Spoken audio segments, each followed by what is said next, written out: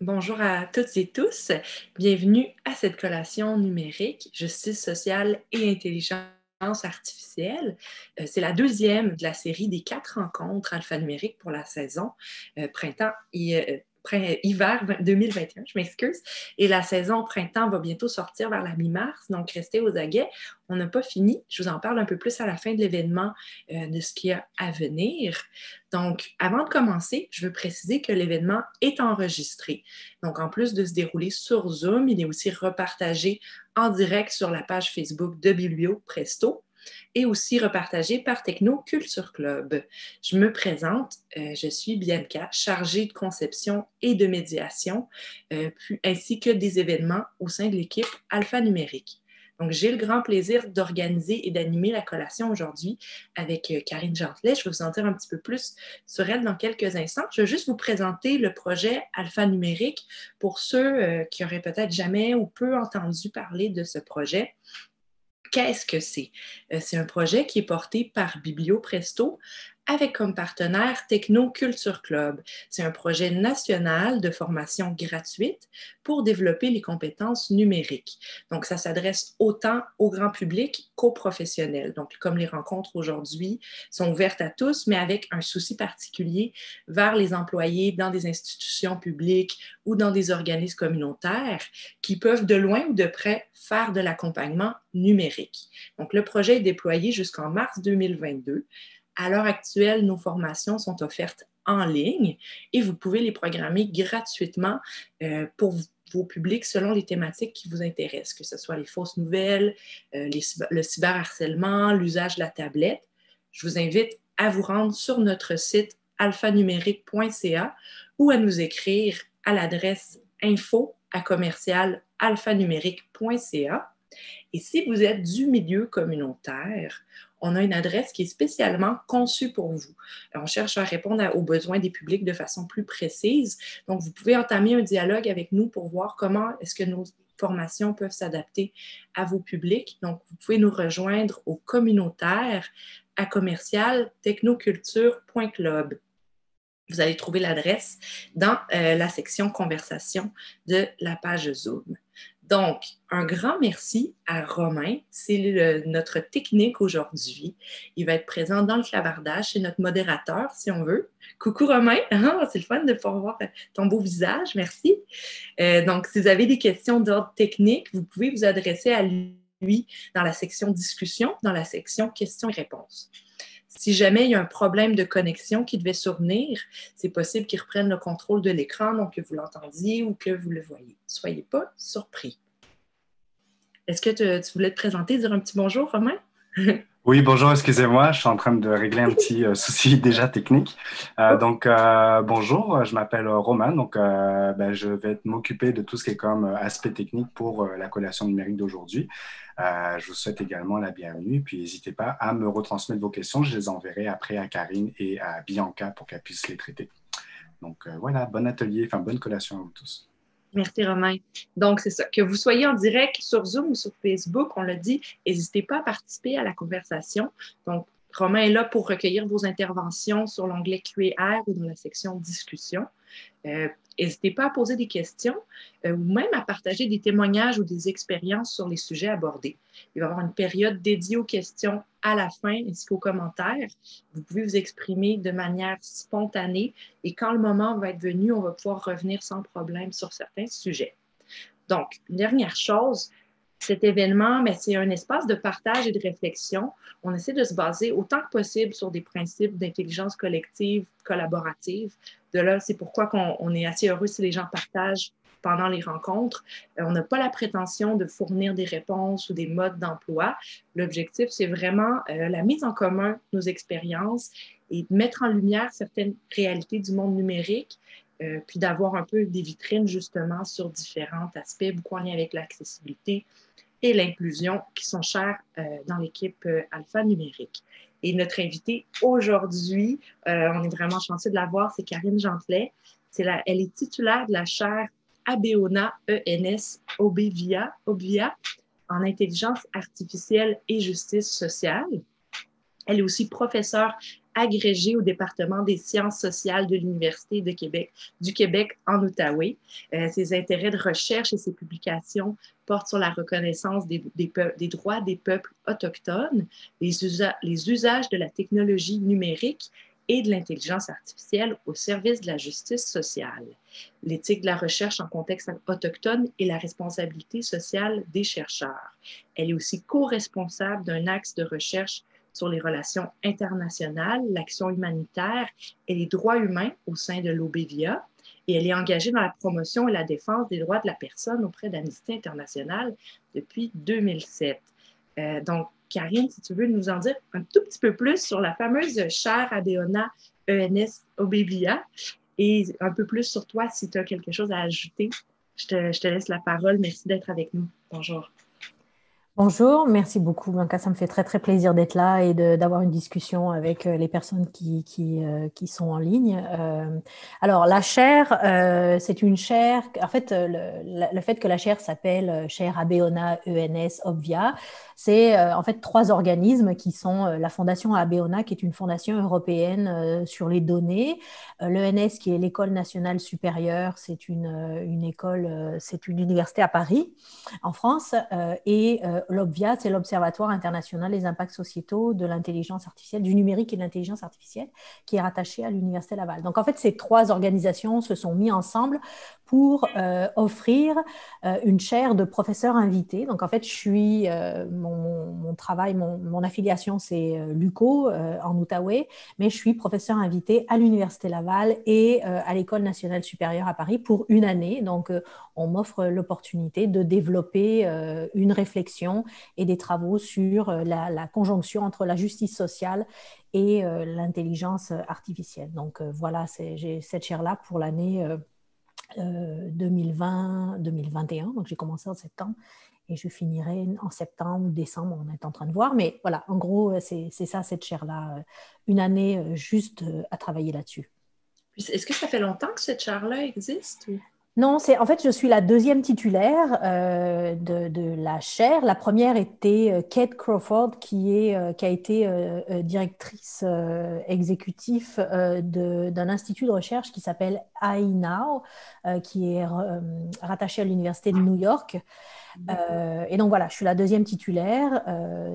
Et puis j'en suis très heureuse, très honorée, parce que c'est ce que je disais quand j'ai obtenu la chaire suite à un concours. Je chausse les chaussures de Kate Crawford, qui est vraiment une grande spécialiste en intelligence artificielle, donc sur les impacts sociétaux de l'intelligence artificielle. Donc voilà, je suis très contente. Félicitations par rapport à ça. Puis on va prendre un petit peu de recul, mais je pense que les gens entendent souvent le terme intelligence artificielle. Qu'est-ce vraiment l'intelligence artificielle? Qu'est-ce qui différencie l'intelligence artificielle des autres technologies numériques? OK.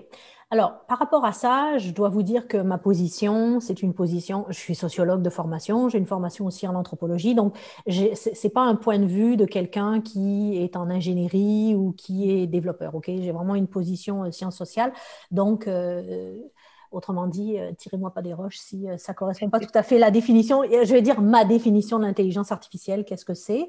C'est notamment l'utilisation de données, de ce qu'on appelle le big data pour aider à la prise de décision. Donc en fait, ces données-là sont on va dire, utilisées par des algorithmes qui sont je ne sais pas trop comment définir ça en termes techniques, mais on comprendrait mes limites. Donc, on met les données dans ces algorithmes-là et ça nous aide à prendre un certain nombre de décisions ou ça prend un certain nombre de décisions. Donc, c'est comme une automatisation de la prise de décision. OK. Puis, quelles sphères de nos vies peuvent être touchées par ces fameuses prises de décision? En fait, de ce que j'ai compris en me penchant là-dessus, parce qu'encore là, moi, j'ai une perspective de sociologue, donc j'ai commencé à travailler là-dessus ces 5 dernières années, c'est que ça touche pas mal toutes nos vies. C'est-à-dire que, bon, sur les réseaux sociaux, on entend beaucoup parler des algorithmes de Facebook, de Twitter, etc., sur les moteurs de recherche tels que Google. On le voit notamment, on utilise l'intelligence artificielle pour, par exemple, quand vous faites une soumission pour une assurance, l'assureur va se servir d'algorithmes pour déterminer quel est votre taux de risque et déterminer déterminer le montant de votre prime, par exemple. On se sert de l'intelligence artificielle. Par exemple, il y a des applications telles que Duolingo qui permet de traduire. Il y a DeepL aussi qui utilise l'intelligence artificielle.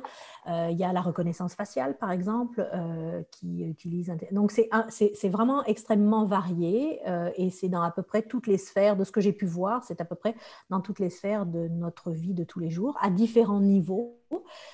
Et c'est ça, c'est une critique aussi qu'il y a dans le milieu, notamment au niveau des ingénieurs, c'est de dire intelligence artificielle, c'est aussi un mot qui est un peu fourre-tout et qui des fois amène à une mauvaise conception, c'est-à-dire que, puis peut-être qu'on pourra en parler tout à l'heure, mais ça a une tendance un peu à réifier.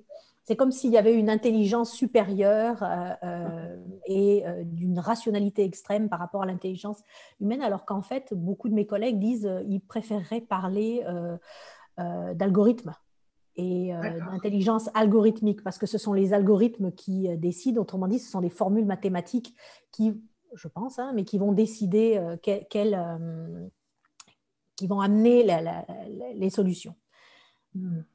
Puis, justement, mais je pense qu'un point qui est quand même assez important, c'est tu parles de données justement, qui vont nourrir ces algorithmes-là. C'est quoi la place qu'occupent les données dans l'intelligence artificielle? De quelle façon est-ce que ça l'influence? Puis aussi, comment est-ce qu'ils sont récoltés, ces données-là? J'imagine que ça varie, mais est-ce que ça a un impact au final sur l'intelligence artificielle? Ben, de ce que je comprends, c'est que les données sont le moteur de l'intelligence artificielle et c'est le début, parce que les algorithmes, pour pouvoir les entraîner, pour pouvoir qu'ils arrivent à prendre une décision, il faut des données. Donc, les données sont prises un peu partout depuis longtemps. C'est-à-dire qu'à partir du moment où on commençait à utiliser les ordinateurs, à aller sur les moteurs de recherche, etc. On avait un certain nombre de données. Maintenant qu'on a des téléphones intelligents avec les applications, on produit un certain nombre de traces numériques qui sont utilisées. Quand on va sur des sites, par exemple, du gouvernement ou d'autres sites d'entreprises privées où on donne nos informations, ce sont aussi des données. Quand on va à l'aéroport, par exemple, et qu'on rentre un certain nombre d'informations, on donne aussi des données, on collecte des données. Par exemple, le Wi-Fi de l'aéroport, est gratuit, mais on collecte des données sur notre utilisation. Donc, les algorithmes utilisent ces données-là et c'est ce qui fait qu'on arrive à prendre des décisions. Votre autre question, je ne me rappelle plus, il y en avait plusieurs dans le... C'est ça, je pense que tu as répondu beaucoup dans comment les données sont récoltées, mais quel impact, justement, ces données-là, de quelle façon est-ce que les données peuvent influencer un peu le résultat, la collecte de ces données-là, la manière dont les données sont collectées? Ben, bien sûr, parce que ça influence, je veux dire, ce qu'on rentre en début de machine va impacter la nature et la qualité de ce qui ressort d'une décision, par exemple, ou d'une décision. Donc, toute donnée, la manière dont cette donnée sera collectée, la manière dont les données qui ne seront pas collectées vont aussi impacter. Autrement dit, ce n'est pas tant ce qu'on rentre dedans que ce qu'on ne rentre pas dedans. Et ce qu'on voit, par exemple, les premiers éléments qui sont sortis et qui ont posé problème, c'est, entre autres, les enjeux de reconnaissance faciale. Liées aux technologies de reconnaissance faciale où il s'avère qu'il y a des gens, les données, les algorithmes ont été entraînés à partir de données qui provenaient beaucoup d'utilisateurs qui étaient à la peau blanche et qui étaient des hommes de genre masculin. Et donc, on s'est aperçu que quand l'algorithme, il avait à décider, par exemple, quand on croisait le visage d'une personne, d'un potentiel personne qui était cherchée par la police avec la base de données dans les algorithmes, il n'arrivait pas à reconnaître souvent les personnes qui avaient la peau plus foncée. Et on s'est aperçu aussi qu'il y avait un taux d'échec qui était encore plus, ou un taux de faux positifs qui était encore plus élevé quand il s'agissait d'une femme qui avait la peau plus élevée. Et on le sait maintenant parce que les bases de données, justement, n'ont pas pris en compte les personnes d'une certaine diversité ethnique, d'une certaine diversité raciale. En fait, c'est plus qu'ethnique, c'est racial. Donc, on a des bases de données qui sont biaisées au niveau racial et ça a des incidences. Donc, oui, ce qu'on rentre dedans, la manière dont on le catégorise, c'est une chose, mais c'est aussi ce qu'on ne rentre pas dedans, les données qu'on ne rentre pas dans les algorithmes. Est-ce qu'on a des pistes pour justement comme avoir une intelligence artificielle plus représentative de la population, des algorithmes plus représentatifs de la population? Il faut savoir que déjà, c'est assez nouveau qu'on travaille, de mon point de vue de sociologue, c'est assez nouveau qu'on travaille sur les impacts sociétaux. Donc, c'est quelque chose auquel je suis plus à l'aise, de parler que vraiment tous les enjeux de technologie. Autrement dit, travailler sur les usages des technologies plutôt que sur la nature des technologies. Et c'est relativement nouveau. Il y a quand même 5-6 ans, on commençait tout juste à parler des impacts sociétaux parce qu'on ne les connaissait pas. Parce qu'ils n'étaient pas documentés. Donc, il y a eu des appels à ce que les chercheurs se penchent de plus en plus là-dessus, et notamment la chaire que j'ai obtenue, ça fait partie de ces réponses-là, d'étudier un peu quels sont les impacts sociétaux. Donc, les chercheurs, notamment aussi en sciences sociales, ont commencé à regarder quels étaient ces impacts-là, et de déterminer un peu les usages, ce que ça amenait. Excusez-moi, je suis fatiguée, j'ai perdu votre question. Il n'y a pas de problème. C'est quoi, mettons, les pistes qu'on aurait pour justement avoir une meilleure représentation? C'est ça, merci. En fait, les pistes, c'est ce qui ressort de la littérature, ce qui sort de mes collègues, c'est de travailler, par exemple, au niveau de la formation des développeurs, de leur donner un certain nombre de connaissances sociétales. Puis je pourrais revenir après, qu'est-ce que ça veut dire exactement, d'avoir une formation en sciences sociales.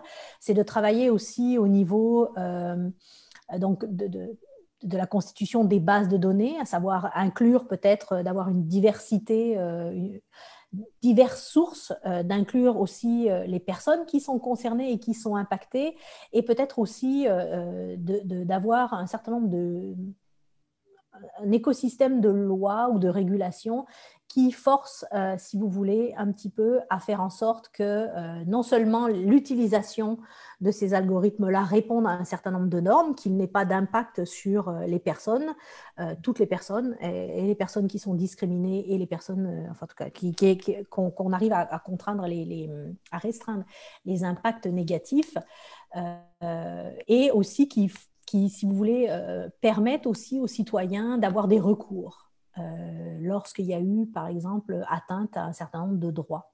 Donc ça, c'est les pistes de solutions.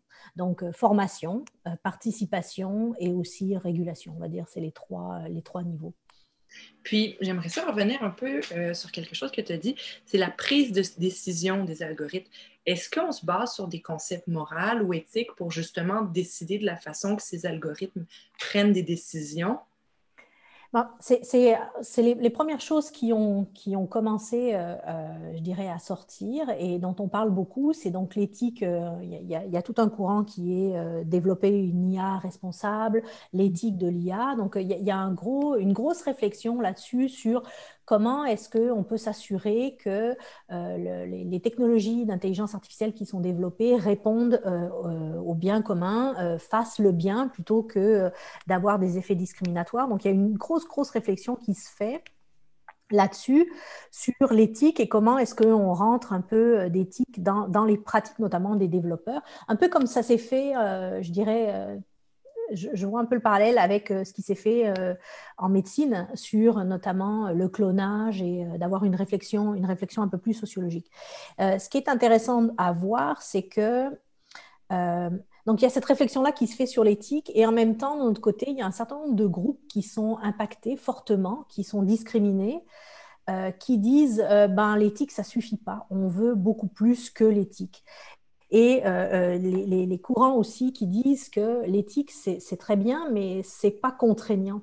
Donc, c'est bien beau d'avoir une valeur, d'avoir une bonne intention, mais ça ne suffit pas.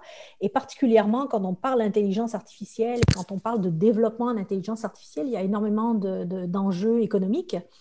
Et c'est ce qui est très spécial avec ce milieu-là, c'est que c'est un milieu qui a été, où recherche et développement ont été longtemps, ont travaillé longtemps de manière fusionnelle. Et là, maintenant, comme il y a on va dire, une donnéification intensive de la société, autrement dit, où on a besoin de plus en plus de données pour un certain nombre de raisons, Là, on le voit, cette relation fusionnelle entre l'industrie et la recherche.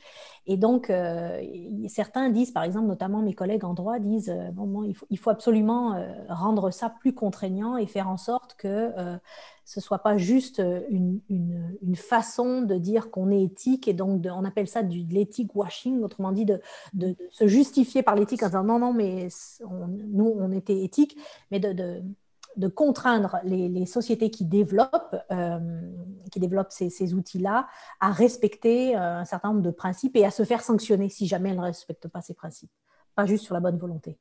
Puis est-ce qu'il existe un peu des chartes qui régissent ça ou des lois, ou est-ce que c'est en développement? C'est en développement. Il y a énormément de chartes ou de déclarations qui ont été produites. Au Canada, par exemple, il y en a deux. Alors, il y a les déclarations de Montréal, qui est beaucoup basée sur une réflexion éthique de l'intelligence artificielle pour le bien commun. Et il y a la déclaration de Toronto qui, elle, est plus basée sur le respect des droits humains. Mais ce sont toutes des chartes qui sont non contraignantes. Et là, il y a actuellement, à travers le monde, une prise de conscience de cette nécessité de légiférer et de contraindre un peu le développement d'une IA qui respecte les droits des personnes notamment. Donc on voit fleurir un peu partout des groupes de travail au niveau des États qui essayent de réfléchir à avoir des systèmes de loi, des systèmes de régulation de l'intelligence artificielle. Alors on parle aussi d'un traité international, mais ça c'est vraiment très abstrait encore parce que comment est-ce qu'on va l'appliquer, etc. Mais c'est en réflexion. Il y a vraiment un grand mouvement de réflexion sur qu'est-ce qu'il faut faire avec l'intelligence artificielle. D'accord. Puis est-ce qu'en tant que citoyen, il y a des actions qu'on peut prendre ou qu'on peut réfléchir par rapport à ces nouvelles propositions de loi là, ou quoi que ce soit? Je pense que suivre, mais voyez, un des éléments que je trouve intéressant comme sociologue, que je constate, c'est qu'on a par rapport à l'intelligence, déjà, comme je vous disais, beaucoup de mes collègues disent, bon, l'intelligence artificielle, c'est assez vague, ça ne veut pas dire grand-chose, donc de s'éduquer sur qu'est-ce que c'est. Ensuite de ça, on dit beaucoup, oh, c'est l'intelligence artificielle, mais il y a des fois, c'est du numérique, pas forcément de l'intelligence artificielle. Donc, d'arriver à faire la part des choses et de comprendre un peu qu'est-ce que ça veut dire, ça, c'est la première des choses, je pense, comme citoyen. Et aussi, il y a, je pense, une représentation de ce que la technologie peut faire. Et je pense qu'on a aussi beaucoup d'attentes qui sont surévaluées par rapport à ce que la technologie peut faire. Par exemple, on va souvent penser que la technologie est neutre. Non, la technologie n'est pas neutre. La technologie, c'est un outil et la manière dont on l'utilise va lui donner un sens. Et on voit par exemple qu'il y a des enjeux, il y a des rapports de pouvoir dans l'utilisation de la technologie, qu'il y a des discriminations du fait de la technologie. Donc la technologie n'élimine pas les inégalités et la structure sociale. Parce que elle va la reproduire. Et ce qu'on voit avec l'intelligence artificielle, c'est que du fait qu'on a des données qui ne sont pas représentatives, ça l'amplifie même encore. C'est comme si ça lui donnait, il y a les inégalités, on rajoute les inégalités dues aux usages de la technologie et ça donne un effet encore plus exponentiel. Donc déjà, de s'éduquer par rapport à ce que la technologie peut faire, et on a cette attente-là, quand on parle d'intelligence artificielle, que je discutais avec quelqu'un hier, puis c'est beau, bon, pas cher, et ça va tout régler. Non, ça va vraiment pas tout régler, et ça peut même faire pire. Donc, s'éduquer par rapport à ça et par rapport aux attentes.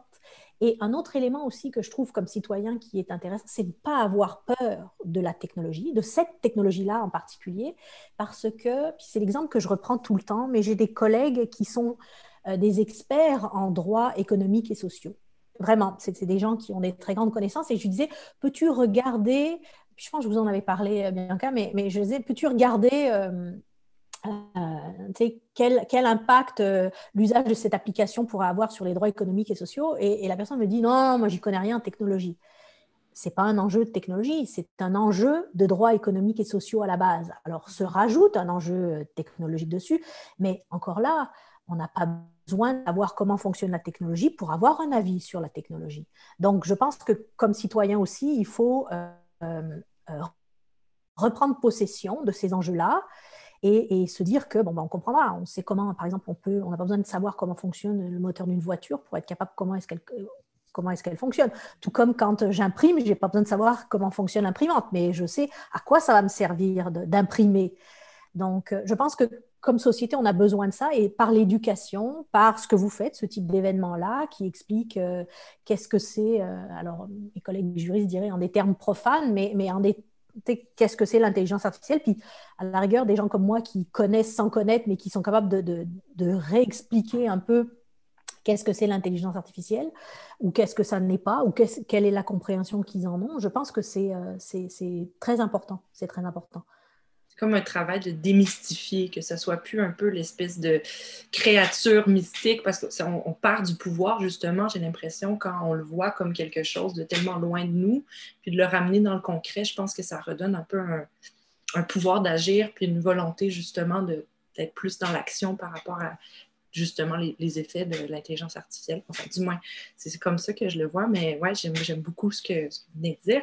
Puis je crois que ça nous ramène aussi à quelque chose d'un peu plus fondamental, qui est la fracture numérique, justement, l'idée qu'il y a une fracture numérique dans la société, cette idée d'éducation-là, justement, de la technologie qui a l'air mystique, sorcière ou quoi que ce soit, qui est inaccessible pour un facteur X. C'est quoi cette fameuse fracture numérique? Puis fossé numérique, est-ce que c'est la même chose? Oh, Karine? OK. Oui, je suis revenue. OK, ma connexion est instable, je suis désolée. Il n'y a pas de problème, on comprend. Comme beaucoup d'entre vous, des enfants qui sont à la maison et qui sont à l'école et ils sont en ligne. Donc, je suis désolée. Est-ce que tu voulais que je répète la question? Oui, s'il vous plaît. Parfait. Donc, je parlais de c'est quoi la fracture numérique?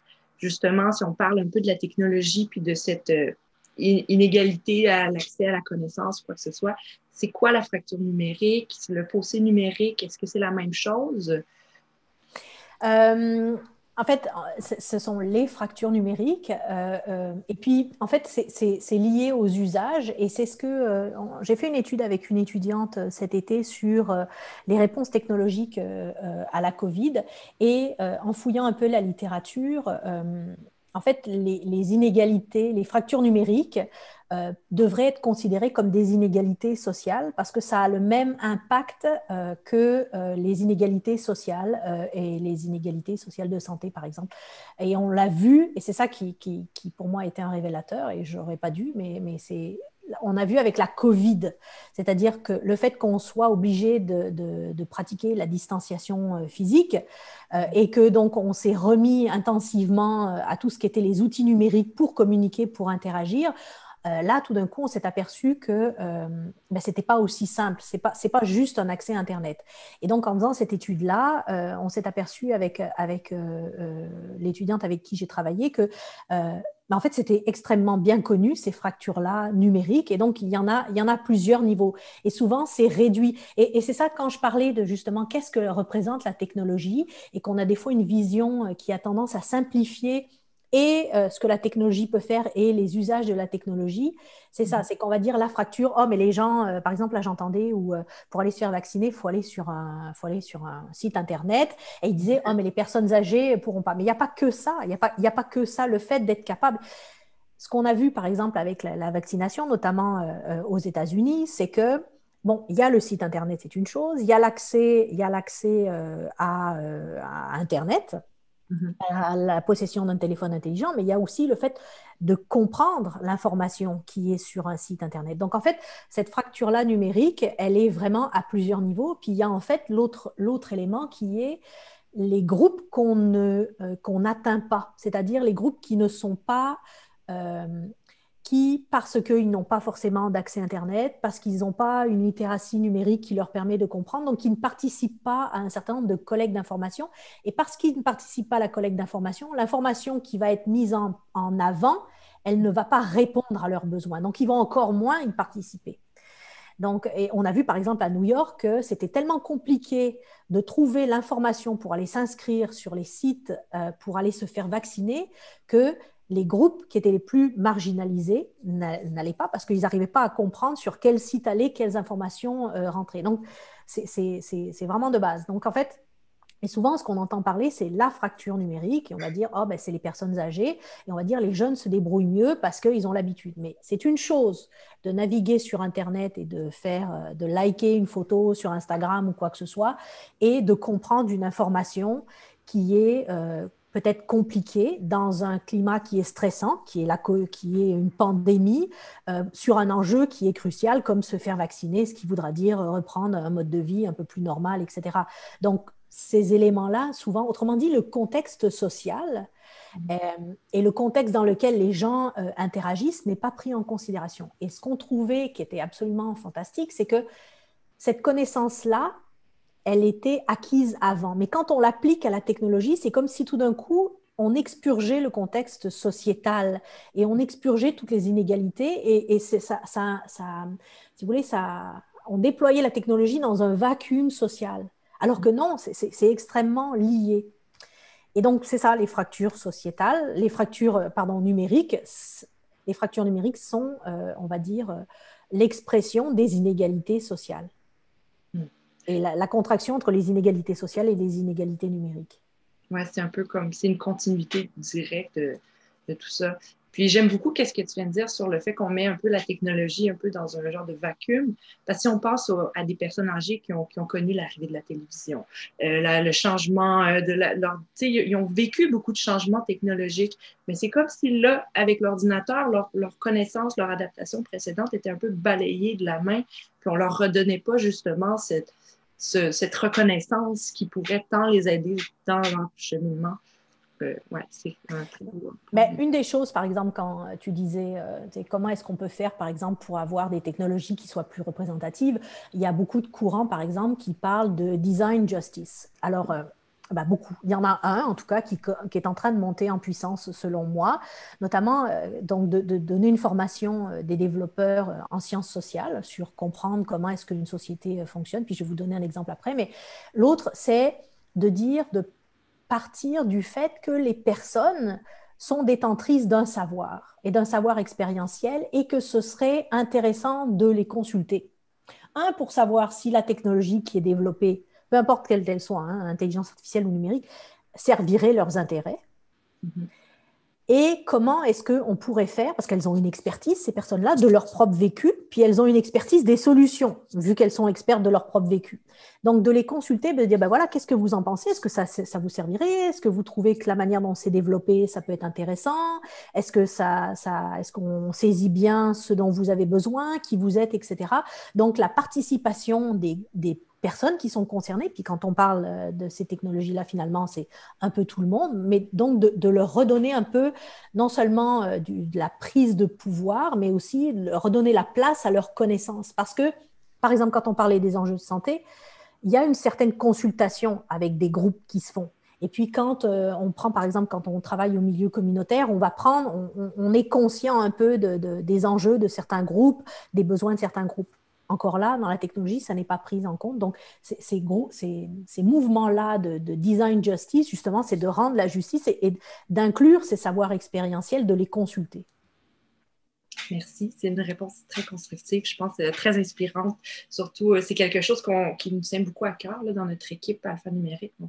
Puis, sur l'exemple que je voulais vous donner, ça fait plusieurs fois que je me disais je vais vous donner un exemple et que je le termine, mais avant que je l'oublie. Mais voyez, sur la formation, par exemple, quelque chose qui est évident. Mais quand, là, on a fait une étude donc, sur les réponses technologiques, donc ça prenait en considération un certain nombre de données qui avaient été développées pour aider au triage quand on arrive à l'hôpital. Et alors là, il y a une base de données qui fait une corrélation entre le niveau de dépenses en santé et l'état de santé. Et ça a été construit de la sorte que plus on dépense en santé, plus ou moins on est en bonne santé. Autrement dit, moins on dépense, en meilleure santé on est. Alors qu'en fait, ce qu'il y a en arrière, c'est que plus on a d'argent, plus on va dépenser en santé et en meilleure santé on va être. Ce qui veut dire que quand on utilise cette base de données-là pour le triage, les personnes, et quand on place, l'algorithme est utilisé, on va dire, ah, vous avez dépensé beaucoup, donc vous n'êtes pas en bonne santé, donc vous allez passer en priorité. Ah, vous n'avez pas dépensé beaucoup, vous avez dépensé peu, donc vous êtes en bonne santé. Alors qu'en fait, justement, les personnes qui ont dépensé peu sont celles qui ont le besoin d'être placées en priorité au triage. Donc, ça, quand on est un peu dans le milieu de la santé communautaire, etc., on le sait, ça. C'est des choses qui sont, la littérature a montré. Donc, c'est pour ça que de plus en plus, on appelle à ce qu'il y ait une formation en sciences sociales, notamment des développeurs, ou alors, si ce n'est pas possible, pour diverses raisons, mais d'avoir des équipes qui soient multidisciplinaires et d'incorporer encore là. Parce que si, par exemple, on développe une application et qu'on prend en considération l'avis des médecins, l'avis des groupes qui sont concernés, certainement qu'il y aura une application qui sera développée de manière beaucoup plus représentative de ce qui est vécu et avec des biais moins forts. Merci. Puis, justement, mais je pense qu'on peut parler un petit peu plus, justement, de la chaire à Béona, ENS au BVIA. Je pense qu'on est un peu dans le vif du sujet. Qu'est-ce que signifie le concept, justement, de justice sociale pour vous dans vos recherches par rapport à ça? OK. La justice sociale, c'est d'arriver à trouver un équilibre, je dirais. Déjà, c'est ça, mais je ne sais pas trop. Enfin, j'ai toujours travaillé sur des questions de justice sociale et comment est-ce qu'on peut mettre. En fait, moi, ce qui m'intéresse dans mes recherches, c'est les angles morts ou les choses qu'on ne voit pas. En gros, je suis la spécialiste de ça. Il y a juste ça qui m'allume, ce qui est un peu tordu, on est d'accord.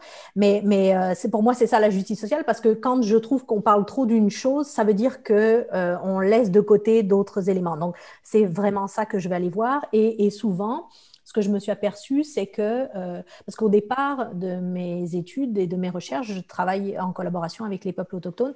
Et donc, souvent, il y a ce qu'on dit sur les peuples autochtones, puis il y a ce que les peuples autochtones disent qu'ils veulent faire et leurs besoins qui ne sont pas écoutés. Donc, en fait, déjà, j'avais cette sensibilité-là. Et pour moi, c'est un peu ça, la justice sociale, c'est replacer les gens, l'expertise des gens au cœur de ce qu'on peut développer. Et comment est-ce qu'on peut réfléchir à mettre en place des processus, puis je suis désolée de mon vocabulaire de sociologue, là, assez verbeux des fois, mais comment est-ce qu'on peut placer l'expertise des gens au cœur des processus décisionnels et un peu rééquilibrer les rapports de pouvoir, parce qu'on est quand même dans une société où il y a des rapports de pouvoir qui sont très inéquitables. On le voit au Québec actuellement avec, je pense à Joyce Echaquan, je pense à Monsieur Camara. Enfin bon, il y a des enjeux structurels d'inéquité. Et donc, comment est-ce qu'on peut faire ça? Et au départ, ce qui m'intéressait de la technologie, c'est que c'est un outil qui, développé de certaine manière, est un formidable outil d'autonomisation et de renforcement des capacités. Ça, c'est le mot français pour empowerment. Et donc ça peut aider, et on le voit. Une recherche que je suis en train de faire, comment est-ce que des groupes qui ont été marginalisés socialement, historiquement et économiquement, utilisent la technologie pour présenter la réalité qui est la leur en fonction de leurs besoins et non pas toujours en fonction d'un groupe, soit majoritaire, soit d'un État. Et puis, ça ne veut pas dire que c'est forcément négatif ou que c'est malvenu, mais quelque chose qui soit développé pour eux et par eux. Et ça, pour moi, c'est un moteur de justice sociale, de laisser la possibilité aux gens d'exprimer quels sont leurs besoins et de développer des choses en fonction de leurs objectifs aussi.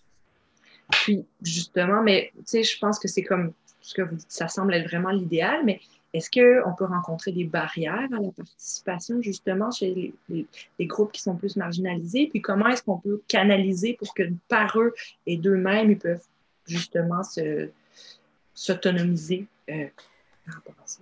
Mais il y a plein de barrières. Hein. Il y a plein de barrières. Et les barrières sont souvent structurelles. Mais des fois, il y a des trucs très basiques, mais c'est juste des fois de demander aux gens qu'est-ce qu'ils veulent. Hein. Plutôt que de dire « Ah, bon, on va faire ça ». Et puis, je veux dire, tout le monde le fait, les chercheurs le font aussi, de dire « Oui, tiens, on va développer ça, on va réfléchir là-dessus ». Puis, il y a un truc très simple qui est de dire « On peut peut-être demander aux gens ce qu'ils en pensent ». Donc déjà, ça, c'est des trucs qui ne demandent pas énormément, mais je pense que s'il y avait ce réflexe-là, ce serait bien. Il y a ça. Et je pense qu'un autre élément, puis ça c'est encore là une perspective de sociologue, mais c'est de penser que, parce qu'un des éléments avec lequel j'essaye de composer, c'est qu'on dit par exemple beaucoup des populations vulnérables. On parle beaucoup de populations vulnérables. Et je comprends le concept. Moi, j'ai de la difficulté avec ça parce que je vois plutôt des populations qui sont marginalisées. Autrement dit, qui sont pas, c'est pas ce qu'ils sont, mais ils sont le produit d'une structure qui leur a été imposée.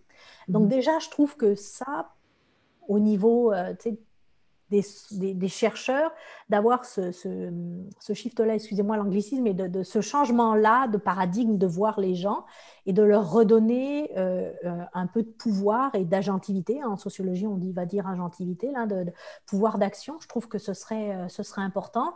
Et puis d'être inclusif, mais pas juste pour checker une case, mais de dire, ben voilà, venez voir. Tu sais, on est à un moment où la technologie, elle prend une place. On l'a mesuré avec la Covid, que la technologie fait partie de notre vie. Et je trouve que comme société, bah, profitons-en pour justement ouvrir les discussions, les espaces de discussion, puis essayons de voir comment est-ce qu'on peut inclure un peu plus les gens, comment est-ce qu'on peut leur redonner du pouvoir. Je trouve que ce serait bien, mais est-ce que ça se fera rapidement? Je pense pas, parce que en arrière de ça, il y a des inégalités qui sont profondes, donc je pense qu'il faut garder ça en tête. Mais ça, c'est pas parce que c'est compliqué à faire que ça doit nous empêcher de tendre vers ça puis de pas le faire. Hein. D'avoir un peu une vision plus sur le long terme, justement, puis que ce Oui, soit une mire vers laquelle on se dirige, peu importe le temps que ça prend. ben, c'est ce qui fait qu'on a un projet de société, par exemple. Puis Ouais. au Québec, on est très sensible à ça. Il y a un milieu communautaire qui est très fort, qui est vraiment qui est très fort, et en plus qui a une puissance motrice au niveau du dynamisme social qui est super importante. Donc là, je sais qu'avec la Covid, ça a comme shaké un peu tout le monde. Ça a été un peu compliqué, mais j'ai bon espoir que quand on va repartir un peu plus, que les organismes communautaires qui sont vraiment des forces motrices sur le terrain, là, elles connaissent les gens avec lesquels elles connaissent les gens avec qui elles travaillent, elles connaissent les besoins, etc., qu'on va être capable de les inclure dans cette conversation, puis de leur dire, OK, qu'est-ce que vous en pensez, qu'est-ce qu'on fait, etc. Oui, puis c'est une conversation qui, je crois, va prendre justement plus de place après la COVID parce qu'on va avoir vu les inégalités, puis peut-être ça va être un souci plus justement présent. Donc, c'est vrai que c'est vraiment... J'aime beaucoup l'idée de penser à long terme par rapport à ça. Puis justement, on parle d'organismes communautaires. Pour un employé de bibliothèque ou un employé d'organisme communautaire qui nous écoute en ce moment, comment est-ce que la personne peut s'outiller pour répondre ou pour sensibiliser? On va parler plus d'intelligence artificielle, mais on peut considérer aussi le numérique. Là. Comment est-ce qu'on sensibilise ou qu'on aborde la question avec les participants d'un organisme ou les gens qui viennent à une bibliothèque? Si tu as des pistes. Certainement faire des ateliers sur... parce que une des choses, puis je ne sais pas si ça répond à la question, mais une des choses, c'est notamment de savoir qu'est-ce que ça peut permettre de faire, l'intelligence artificielle, parce qu'il y a quand même un focus assez particulier sur les choses négatives, donc il faut connaître les choses négatives, mais il faut aussi connaître les choses positives, et je pense que ça peut amener, notamment en termes de recherche, en termes d'accès à l'information, ça peut amener quelque chose qui est assez intéressant, donc peut-être de développer les potentialités, de savoir un peu plus en quoi est-ce que l'IA peut être utilisée dans le système de référençage. Et puis, je vais sûrement trouver des réponses qui seront très limitatives par rapport à ce que les bibliothécaires sont capables de faire, mais quelque chose qui soit en lien d'éduquer. Je pense qu'on a tous vraiment besoin d'éducation sur les potentialités, comprendre un peu plus la notion de consentement aussi, certainement, c'est une notion qui est centrale parce que on ne sait pas trop ce à quoi on consent quand on utilise, quand on donne nos données et donc quand on peut utiliser l'intelligence artificielle, mais surtout ce qui est les droits d'auteur, je ne sais pas, je pense que des ateliers de sensibilisation, ce serait quelque chose qui serait certainement intéressant. Je te remercie pour cet bel entretien riche en plein d'informations, de réponses super inspirantes. On arrive déjà à 1h20. On va aller voir du côté des questions. questions. Si on avait des questions, si Romain, tu veux me transmettre les questions? Oui, alors je t'ai envoyé un petit lien vers un document dans le clavardage de Zoom où j'ai écrit tous les commentaires et les questions. Parfait. Donc, on y va. On va faire un petit retour dans le temps. Je pense qu'il y avait des questions. Donc, on avait une question, la première, et les biais des données recueillies pourraient-ils contribuer à accentuer la discrimination systémique?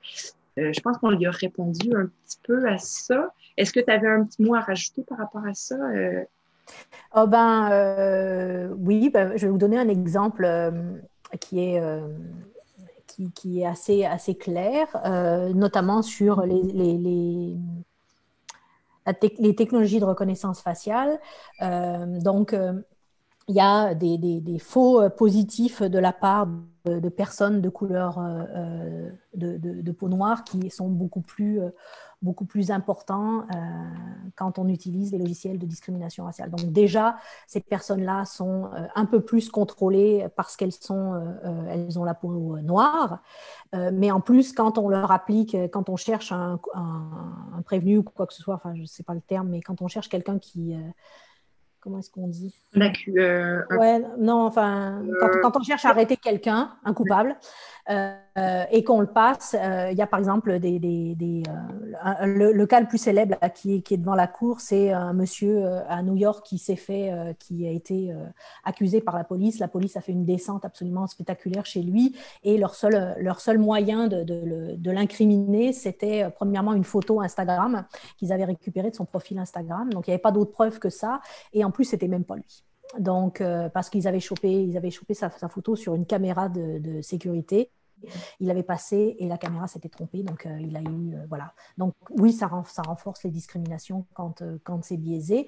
Et le problème, c'est que ce sont déjà encore là des groupes qui sont déjà marginalisés. Donc encore là, ce que fait la technologie, souvent, et par exemple, il y a au niveau mondial un mouvement où on demande de bannir les technologies de reconnaissance faciale, tellement les discriminations sont terribles pour les gens. Parce que ce n'est pas juste de se faire discriminer, c'est que les conséquences sont absolument énormes sur les personnes qui seront discriminées à cause de ces technologies-là. Donc, ce n'est pas juste de dire « Oh, elle s'est mal fait reconnaître », c'est que souvent, il y a de l'emprisonnement et les conséquences sont encore beaucoup plus lourdes pour eux. Donc, oui. Ensuite, selon vous, est-ce que le RGPD prend suffisamment en compte les problématiques des discriminations algorithmiques? J'en ai aucune idée. On ne peut pas tout savoir.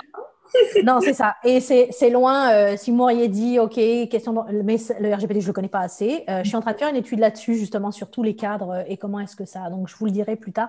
Mais là, non, c'est clair que mon expertise de sociologue, elle est limitée et c'est trop juridique pour moi. Je suis désolée.